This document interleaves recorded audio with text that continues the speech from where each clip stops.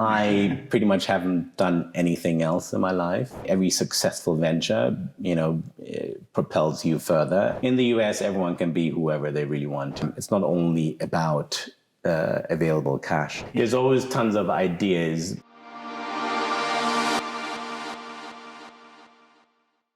Ekow, thank you very much that you agreed to give an interview to the iNetworker channel. Welcome. Thank you. Or should I say buongiorno? So because I discovered that one of your first placements was with buongiorno. And another thing which I found quite interesting. So because you joined buongiorno in 2001, if I'm not mistaken. Correct. And this is actually a service for apps, mobile payments, and so on and so forth. So was it the same in 2001? So because there were no smartphones at that moment. Absolutely. Buongiorno was an interesting story, founded by a group of Italian entrepreneurs who were extremely smart. And back in the day, I was very impressed by the vision which they had, that email would become the predominant application on mobile phones. Right? It sounds kind of ludicrous now, but I do think that vision was spot on, right? Everyone uses email nowadays, and there's so many different ways and models that now we communicate and can get entertained by email. And out of that, a pretty impressive business grew, starting with literally email newsletters on desktops, on mobile phones, and the company grew to really develop a lot of mobile services. The first mobile services around SMS, MMS, multimedia, and then also in the B2B space, working with network operators to develop infrastructure so that value-added services can be developed. So that was an interesting and very, very successful ride. Yeah. Okay. So and it was also successful. So for you, just like a kind of a trampoline, so for your future activity. Yeah, there was. I think every successful venture, propels you further in terms of network, in terms of know-how. And I think I was fortunate enough to work with very, very talented founders and colleagues, and that network is still present up to today. So yeah, absolutely. Yeah, and you are also an inspired an inspiring founder of quite a few businesses and also of quite a few services, just like Quickly, so also TV, video services, and now Realport. So just how do you feel yourself as an entrepreneur? So because this is a completely terra incognita to me, so just because I don't have this entrepreneurial spirit, and I'm always very interested about, so how does it feel like for you as a professional entrepreneur, It feels natural. I pretty much haven't done anything else in my life. So it's very, very difficult to put it into context. And, oftentimes I do think that entrepreneurship is glorified, but the truth of the story is, there's a lot of hard work, there's a lot of sweat, there's a lot of tears, there's failure, which belongs to entrepreneurialism. In the end, you have ideas which are not proven yet, and you will need to see that you bring together, the building blocks in order to make it happen, and not always is it a straight journey, right? So, if someone asks me what is entrepreneurship, is the ability to withstand a lot of obstacles and dealing with problems and managing scarce resources and still keeping your head up high and standing in for vision and not being stubborn enough in order to also change that, along the way. So it is rewarding on the one end, but also extremely challenging on the other end. By today, I wouldn't want to change for anything else. And to be quite honest, I don't think I could be as productive in a non-entrepreneurial setting, to be quite honest. Yeah. And I think so entrepreneurship is also in the American DNA. But another interesting fact I learned about it is that you studied at a Catholic university. Yes. Catholic university in a Protestant country. So it's already something very interesting. So, and I can also relate to one Catholic university here in Germany, Eichstätt, and I passed a couple of times to this place, and I can remember this station, station and forest, and somewhere there, the Catholic university, and this is the idea of the Catholic University for me. So is it true with the Marymount University? Or? No, very, very different. Marymount is, on the outskirts of Washington, D.C. And I think there were, a few years before I started studying at Marymount, it was at an all-girls school. So it only became co-ed. So it was still very much female-driven. And I grew up in a Catholic household. I went to Catholic schools. I went to a Catholic university. So again, that feels fairly natural. I suppose, a few things which really last are, certain values which have been, consistently, being taught at Catholic institutions. And, now outing yourself as a Catholic, oftentimes can be quite controversial. But, I do think that, there's fundamental, values which have been instilled. Compassionate and empathy are some of the major values which, helped me through my career and are a bedrock of my personality as an entrepreneur as well. Yeah. So, but still, back to the question about being a Catholic, so in a Protestant country. So, how does it feel like, and so whether you had some challenges with this? No. In the US, everyone can be whoever they really want to. I guess that's kind of true. At least, you can always have your communities. And there are many different communities. It doesn't necessarily mean that all of them accept each other. But, the communities are there and they're thriving. And no, I wouldn't say so at all. Then you are also in the right place here in Germany. So I think so because Berlin is also so very welcoming. So to all the cultures, to all the styles of life, so to everything so you would like to do, or is it not true? Berlin is not Germany, but I think you're right. I've been in Berlin since the early 2000s, and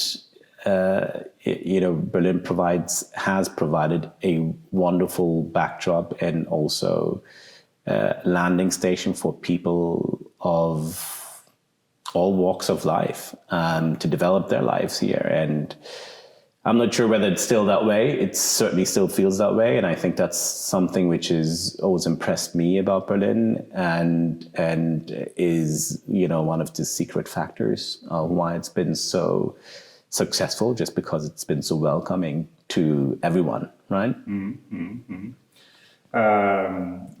Yes, but they also say that Berlin is a startup capital, So but you've done business so in the US, so you've done business in Asia, so in African countries. So just like, where would you place Berlin on that scale? So because we know, of course, about this German bureaucracy. Berlin is not Germany, but still the German bureaucracy is striking here. So I think.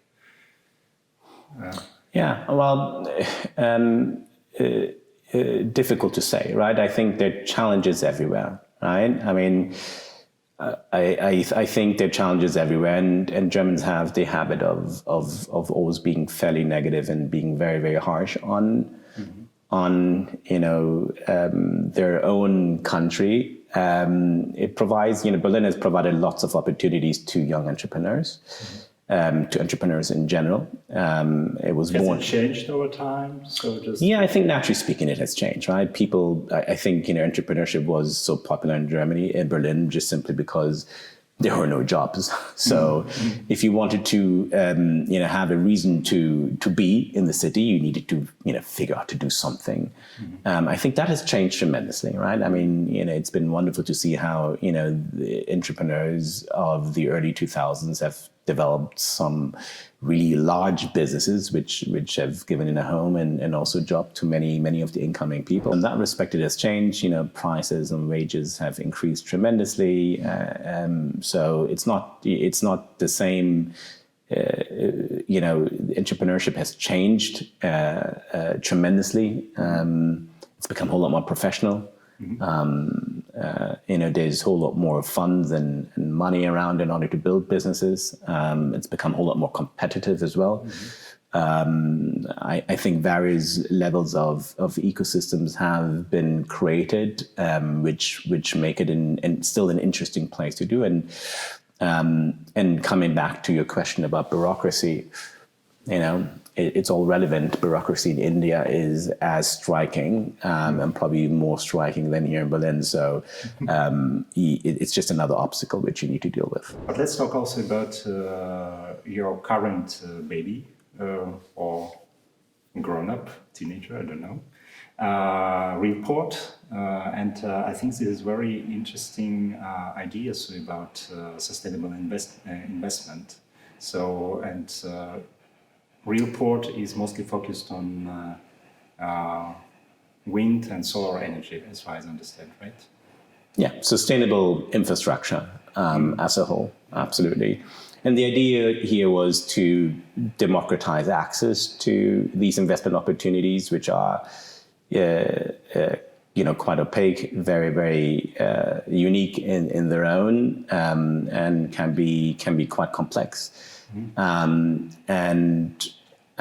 But there are also fantastic opportunity on many different levels, and the idea is to provide access to these investment opportunities for new sources of capital, and that could be smaller institutions which simply do not have the ticket size in order to invest into a large wind farm or even into a larger fund of various infrastructure assets, all the way down to family offices, and then also retail investors in the end. So it's all about democratizing access to sustainable infrastructure investments and allowing many of the benefits of sustainable infrastructure to be passed on to all financial participants in the market. Yeah, so but is there any difference when you are interacting with big businesses or with these medium-sized, smaller scale businesses or family offices? So just do you see any differences? I don't know, maybe the communication with some of them is more rewarding than with the others, or is it the same? Well, I think you learn out of every conversation, right? As within a business, but there, of course, are differences in sophistication level as to the understanding and also the management of such investments, naturally speaking, right? Larger institutions would have professional staff which have experience in terms of understanding these type of investments, whereas individual investors would completely rely on outside experts and consultants in order to provide advice. So that is the most striking difference, but each in itself is rewarding. But I guess the real challenge is making investments into infrastructure as palatable as possible, so that everyone can participate in the infrastructure buildup of our societies, generally speaking. Yeah, so it's still about institutional participation. So in this infrastructure. So if I'm not mistaken, so the minimum level of participation is 500,000 euros. On our platform, yeah. Yeah. Yeah. Okay. Correct. Yeah. So I guess, but I also know so that this is also the trend, so that many people also here in Germany, they also invest in sustainable development projects in wind parks, in solar farms, and so on and so forth. And this is quite trendy thing now in Germany. So, do you think so? This interest and all this is bringing us further to more sustainable world and to more sustainable infrastructure? Sure, right. The more capital is available, the quicker we'll be able to build the necessary infrastructure in order to reach net zero targets. It's not only about available cash. There's also a lot of other obstacles, such as permitting and regulation and compliance in the end. But the appetite to build out sustainable infrastructure is tremendous. In alignment with what our governments, the collective governments, have agreed on in order to go towards a net zero target, we need to explore and tap into every possible source of capital available. And this means from retail all the way up to institutional investors. Yeah, so but the question is also about that we all are interconnected in this world, right? So just recently, there was this wind from Sahara, which brought sand to Germany, France, of course, southern Europe, up to Denmark and Scandinavian countries. So just what do you think? So will it be possible to globally build this sustainable infrastructure? So because you can, of course, build it in Germany, build in the European Union, build in the US, somewhere else. So, but still, so you need a kind of goodwill of all the countries, all the governments, all the citizens. Yes, absolutely. I think climate change is global. Everyone has a responsibility, and the question is, how do we empower non-industrialized nations to develop sustainable economies and themselves to put themselves into best place in order to contribute towards a net zero pathway, right? And I guess a lot of things have to do with access to capital. And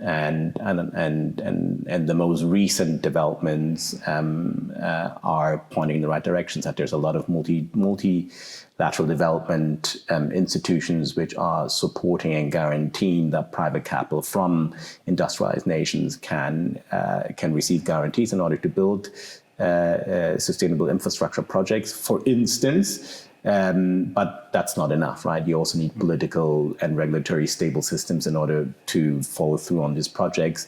It's something I think, which still has tons of potential, but also tons of opportunity. And I'm quite excited about that, to help shape going forward also development of sustainable infrastructure also in emerging economies. I think it's a great commercial opportunity, business opportunity, but also fraught with many, many challenges on that way. Mm-hmm. Yeah, so but let's take very different countries, the US, China and Russia. So just, and they are of course all major polluters, so in the world. So just how to bring them together and to stand behind this idea of sustainability. I guess there is the climate conferences which happen every year, right? And obviously it's a highly political process, right? Me and we for ourselves are completely reliant on our governments in order to put forth, our interest, but also the global interest of finding a pathway where everyone has an equitable stake in terms of developing a more sustainable world. So, that is unfortunately still a high-level political process which needs to be fought out and developed going forward. And I think the best way in order to support it, from an individual business point of view, is by showing that indeed sustainable infrastructure can be a very, very profitable venture going forward. on the one hand side, but also that it can develop industries in the various countries in a very, very efficient way. That it's not only cost, but there's also benefit towards developing sustainable infrastructure and the related technologies and supply chains, etc. Yes, another question, which I'm really concerned about is, so we are talking about sustainable infrastructure and, unconventional energy sources and so on and so forth. But we still need supplies of materials for this infrastructure. Yeah, so we need lithium, so other metals, so for solar models. So we need a lot of other metals, just like aluminium, so for wind farms and so on and so forth. So just like, how do you explain to yourself so that it's sustainable to invest in this? So just like to build this unconventional infrastructure still with conventional resources. So just. In terms of the sustainability aspect of it? Yeah. And I think, sustainability is also a, necessity for the entire natural resource and the mining industry. And I think, that there are certain players which have done a fantastic job and others which are still lagging, right, in terms of not only mining, but also processing the necessary natural resources which we need for that green revolution in that sense. So yes, that needs to be done responsible, and clearly I think it's undisputed that there's challenges all the way throughout the supply chain. But again, also here, I think it's a topic I think which has made progress, but which also needs a whole lot more progress, so that and also they can contribute towards the sustainable and net zero path going forward. Mm-hmm. Okay. Can you reveal, so because you have you are a professional negotiator, and this channel is about international networking. So can you reveal one or a couple of challenges you encountered in one or in a few of your negotiations? So maybe with some specific person, with some specific country, I don't know. Challenges, it's always about various positions and finding essentially a solution, right? And there is material, there's a material objective, but there's also time in between. And I think it's always well worth it to understand also the time dimension in negotiations. I believe that those people who have most time, the real luxury in our life, always are at an advantage in negotiations. So that's always something which I try to take to my heart, and which always helps in any types of negotiations going forward. And in the end, negotiations start way before you actually, as a matter of fact, really start negotiating. And, coming back to also values and Catholic values, I do think that compassion and also forthright and upright engagement with your business partners is key. In order to make a negotiation as beneficial as possible, not only for yourselves, but for the venture in itself. And that often involves also the counterparty. So. Okay, then time, orientation and solution, and engagement, so with your counterparts. Yes. So what are you planning next, or so are you fine, so with what you have achieved with Realport right now, so would you like to start a new business at some point? Whether I want to start a new business, there's always tons of ideas, but I do think I've had the good fortune to be involved in the technology industry, which is one of the largest consumers of energy, and if you really think about that, that the development of our business towards helping to finance sustainable infrastructure is very much geared towards